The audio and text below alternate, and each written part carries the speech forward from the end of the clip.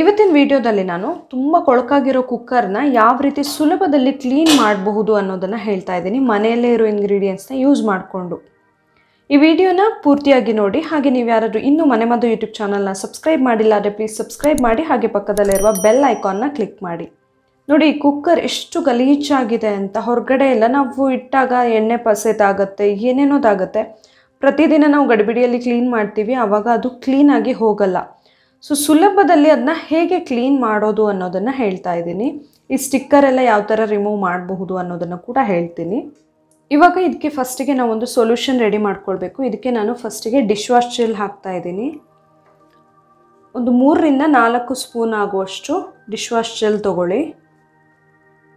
ಇದಕ್ಕೆ ಇವಾಗ 1 tea spoon ಆಗುವಷ್ಟು ಕಲ್ಲುಪ್ಪನ್ನು ಹಾಕ್ತಾ ಇದ್ದೀನಿ. ಕಲ್ಲುಪ್ಪು ತುಂಬ ಚೆನ್ನಾಗಾಗುತ್ತೆ ನಮಗೆ ಪಾತ್ರೆ ಎಲ್ಲ ಕ್ಲೀನ್ ಮಾಡೋದಕ್ಕೆ, ತುಂಬ ಬೇಗನೆ ಕ್ಲೀನ್ ಆಗುತ್ತೆ ಆ್ಯಕ್ಚುಲಿ. ಇದಕ್ಕೆ ಇವಾಗ ಮತ್ತೆ 1 ಟೀ ಸ್ಪೂನ್ ಆಗುವಷ್ಟು ಬೇಕಿಂಗ್ ಸೋಡಾ ಅಂದರೆ ಅಡುಗೆ ಸೋಡಾನ ಹಾಕ್ತಾ ಇದ್ದೀನಿ. ಅಡುಗೆ ಸೋಡಾ ಕೂಡ ಜಿಡ್ಡು ಎಲ್ಲ ಇದ್ದರೆ ಹೋಗೋದಕ್ಕೆ ತುಂಬಾ ಹೆಲ್ಪ್ ಮಾಡುತ್ತೆ, ಹಾಗೆ ಕಲೆ ಎಲ್ಲ ಇದ್ದರೆ ಕೂಡ ಹೋಗುತ್ತೆ. ಈಗ ನಾನು ನಿಂಬೆಹಣ್ಣನ್ನು ತೊಗೊಂಡಿದ್ದೀನಿ. 1 ಕಡಿ ಫುಲ್ ರಸ ಇದಕ್ಕೆ ಹಿಂಡ್ಕೊಳ್ಬೇಕು. ಫುಲ್ ಅರ್ಧ ಲಿಂಬೆಹಣ್ಣು ಹಾಕ್ಬೋದು. ಲಿಂಬೆಹಣ್ಣಿಂದ ಕೂಡ ಕಲೆ ಎಲ್ಲ ತುಂಬ ಚೆನ್ನಾಗಿ ನೀಟಾಗಿ ಹೋಗುತ್ತೆ, ಜಿಡ್ಡೆಲ್ಲ ಇದ್ದರೆ ಕೂಡ ಹೋಗುತ್ತೆ. ಇದಕ್ಕೆ ಈಗ 1 ಟೀ ಸ್ಪೂನ್ ಆಗುವಷ್ಟು ನೀರನ್ನು ಹಾಕ್ಕೊಳ್ತಾ ಇದ್ದೀನಿ. ಸ್ವಲ್ಪ ನೀರು ಸಾಕು, ಜಾಸ್ತಿ ಬೇಡ. ಇದಿಷ್ಟನ್ನು ಚೆನ್ನಾಗಿ ಮಿಕ್ಸ್ ಮಾಡ್ಕೊಳ್ಬೇಕು, ಪೇಸ್ಟ್ ಥರ ಮಾಡ್ಕೊಳ್ಬೇಕು. ಇವಾಗ ಸೊಲ್ಯೂಷನ್ ರೆಡಿ ಆಗಿದೆ.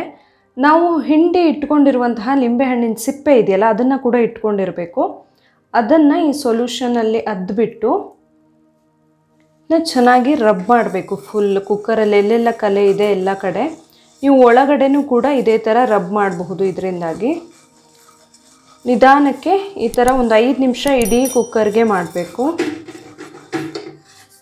ನಾವು ಈ ಸೊಲ್ಯೂಷನ್ ತುಂಬ ಈಸಿಯಾಗಿ ಮಾಡ್ಕೊಳ್ಬಹುದು. ಈ ಸೊಲ್ಯೂಷನ್ ರೆಡಿ ಮಾಡಿಕೊಂಡ್ರೆ ತುಂಬ ಬೇಗನೆ ಈ ಥರ ಹೋಗುತ್ತೆ. ಇದು ತುಂಬ ಹೊತ್ತೇನು ಬೇಕಾಗಲ್ಲ ನಮಗೆ. ನಾವೇನು ತುಂಬ ಒತ್ತಿ ಎಲ್ಲ ಉಜ್ಜೋದು ಕೂಡ ಬೇಕಾಗಲ್ಲ. ನಿಧಾನಕ್ಕೆ ಈ ಥರ ರಬ್ ಮಾಡಿದರೆ ಸಾಕಾಗತ್ತೆ. ಫುಲ್ ಎಲ್ಲೆಲ್ಲ ಕಲೆ ಇದೆ ಅಲ್ಲೆಲ್ಲ ಸೈಡ್ ಎಲ್ಲ ಕೂಡ ನಿಧಾನವಾಗಿ ಉಜ್ಜಿ. ಒಳಗಡೆನೂ ಏನಾದರೂ ಇನ್ ಕೇಸ್ ಕಪ್ಪು ಕಲೆ ಎಲ್ಲ ಇದೆ ಅನಿಸಿದರೆ ನೀವು ಇದೇ ಸೊಲ್ಯೂಷನ್ ಹಾಕಿ ಉಜ್ಜಬಹುದು. ಕುಕ್ಕರ್ ತುಂಬ ಸೀದ್ ಹೋಗಿದ್ರೆ, ತುಂಬ ಕಪ್ಪಾಗಿದ್ದರೆ ಎಲ್ಲ ಕೂಡ ಈ ಥರ ಸೊಲ್ಯೂಷನನ್ನು ರೆಡಿ ಮಾಡ್ಕೊಳ್ಬಹುದು. ನಾವು ಇದರಿಂದ ನಿಧಾನವಾಗಿ ಉಜ್ಜಬಹುದು, ನೀಟಾಗಿ ಕ್ಲೀನ್ ಆಗುತ್ತೆ. ಈ ಥರ ಉಜ್ಜಿ ಇದನ್ನು ಒಂದು 10 ನಿಮಿಷ ಹೀಗೆ ಬಿಡಬೇಕು. ಒಂದು 10 ನಿಮಿಷ ಆದಮೇಲೆ ಈ ಥರ ಯಾವುದಾದ್ರೂ ಒಂದು ಸ್ಟೀಲ್ ಸ್ಕ್ರಬ್ ಇದ್ದರೆ ತೊಗೊಳ್ಳಿ, ತುಂಬ ಈಸಿ ಆಗುತ್ತೆ. ಇದನ್ನ ಈ ಸೊಲ್ಯೂಷನಲ್ಲಿ ಚೆನ್ನಾಗಿ ಅದ್ಕೊಳ್ಳಿ ಫುಲ್ಲು. ಇದನ್ನ ನಿಧಾನವಾಗಿ ಉಜ್ಜಿದ್ರೆ ಸಾಕು. ಕುಕ್ಕರ್ನ ತುಂಬ ಏನು ಒತ್ತಿ ಉಜ್ಜೋದೆಲ್ಲ ಬೇಕಿಲ್ಲ. ನಿಧಾನವಾಗಿ ಉಜ್ಜುತ್ತಾ ಹೋಗಿ ಎಲ್ಲ ಕಡೆ. ನಾವು ಆಲ್ರೆಡಿ ಅದನ್ನ ಅಪ್ಲೈ ಮಾಡಿ ಇಟ್ಟಿರೋದ್ರಿಂದ ಉಜ್ಜೋಕ್ಕೂ ಕೂಡ ಈಸಿ ಆಗುತ್ತೆ. ಸೊ ನಿಧಾನವಾಗಿ ಉಜ್ಜುತ್ತಾ ಹೋಗಿ ಎಲ್ಲ ಕಡೆ. ನೋಡಿ, ನಿಧಾನಕ್ಕೆ ಉಜ್ಜಿದಾಗಲೇ ಫುಲ್ ಕಪ್ಪಾಗಿ ಬಿಡ್ತಾ ಇದೆ ಫುಲ್ ಎಲ್ಲ ಕಡೆನೂ. ಇಲ್ಲಿ ಸೈಡ್ ಎಲ್ಲ ಕೂಡ ನೀಟಾಗಿ ಉಜ್ಕೊಳ್ಬೇಕು. ಇವಾಗ ಒಳಗಡೆ ಕೂಡ ಹಾಗೆ ಉಜ್ಕೊಂಡ್ಬಿಡ್ತೀನಿ. ಒಳಗಡೆ ಆ್ಯಕ್ಚುಲಿ ಏನೂ ಮಾರ್ಕ್ ಇಲ್ಲ ಇವಾಗ, ಆದರೆ ಒಂದ್ಸರಿ ಉಜ್ಕೊಂಡ್ಬಿಡ್ಬೇಕು.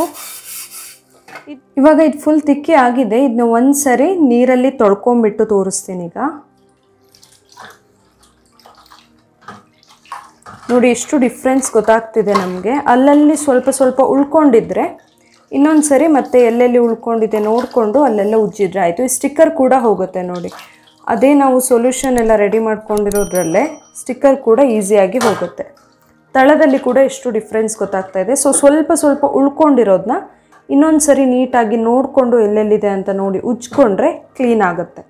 ನೋಡಿ ಫುಲ್ ಎಷ್ಟು ಕ್ಲೀನ್ ಆಗಿದೆ ಅಂತ ಹೇಳಿ. ಫುಲ್ ಹೊಸದ್ರ ಥರನೇ ಆಗಿದೆ. ಎಲ್ಲೂ ಮಾರ್ಕ್ ಎಲ್ಲ ಏನೂ ಇಲ್ಲ. ತುಂಬ ಸುಲಭದಲ್ಲಿ ಈ ಥರ ನಾವು ಕ್ಲೀನ್ ಮಾಡ್ಕೊಳ್ಬಹುದು. ಮ್ಯಾಕ್ಸಿಮಮ್ ಅಂದರೆ ಒಂದು 1/4 ಗಂಟೆ ಬೇಕಾಗತ್ತೆ ಅಷ್ಟೇ. ಅದರಲ್ಲೂ 10 ನಿಮಿಷ ನಾವು ಅದನ್ನ ಹಾಗೆ ಇಡೋದು, ಎಲ್ಲ ಅಪ್ಲೈ ಮಾಡಿಬಿಟ್ಟು ಮತ್ತೆ ತಿಕ್ಕೋದಕ್ಕೆ ತೊಳೆಯೋದಕ್ಕೆಲ್ಲ ಬರೀ 5 ನಿಮಿಷ ಸಾಕಾಗುತ್ತೆ ನಮಗೆ. ಫುಲ್ ನೀಟಾಗಿ ಕ್ಲೀನ್ ಆಗುತ್ತೆ. ತುಂಬ ಉಜ್ಜೋದು ತಿಕ್ಕೋದು ಯಾವುದು ಕೂಡ ಬೇಕಿಲ್ಲ. ಸೊ ಈ ಟ್ರಿಕ್ಸ್ ಗೊತ್ತಾದರೆ ನಾವು ಕುಕ್ಕರನ್ನು ತುಂಬ ಸುಲಭದಲ್ಲಿ ಕ್ಲೀನ್ ಮಾಡ್ಕೊಳ್ಬಹುದು. ನೋಡಿದ್ರಲ್ಲ ಎಷ್ಟು ಈಸಿಯಾಗಿ, ಎಷ್ಟು ಕೊಳಕಾಗಿರುವಂತಹ ಕುಕ್ಕರನ್ನಾದರೂ ಹೊಸದ್ರ ಥರ ಮಾಡಬಹುದು ಅಂತ ಹೇಳಿ. ಬರೀ 5 ನಿಮಿಷದಲ್ಲಿ ಮಾಡಬಹುದು. ಈ ವಿಡಿಯೋ, ಈ ಟ್ರಿಕ್ಸ್ ನಿಮಗೆ ಇಷ್ಟ ಆಗಿದ್ದರೆ ಮನೆಮದ್ದು ಯೂಟ್ಯೂಬ್ ಚಾನಲ್ನ ಸಬ್ಸ್ಕ್ರೈಬ್ ಮಾಡಿ, ಹಾಗೆ ಈ ವಿಡಿಯೋನ ಲೈಕ್ ಮಾಡಿ ಹಾಗೆ ಶೇರ್ ಮಾಡಿ. ನಾಳೆ ಇನ್ನೊಂದು ಹೊಸ ವಿಡಿಯೋದೊಂದಿಗೆ ಮತ್ತೆ ಬರ್ತೀನಿ. Thank you.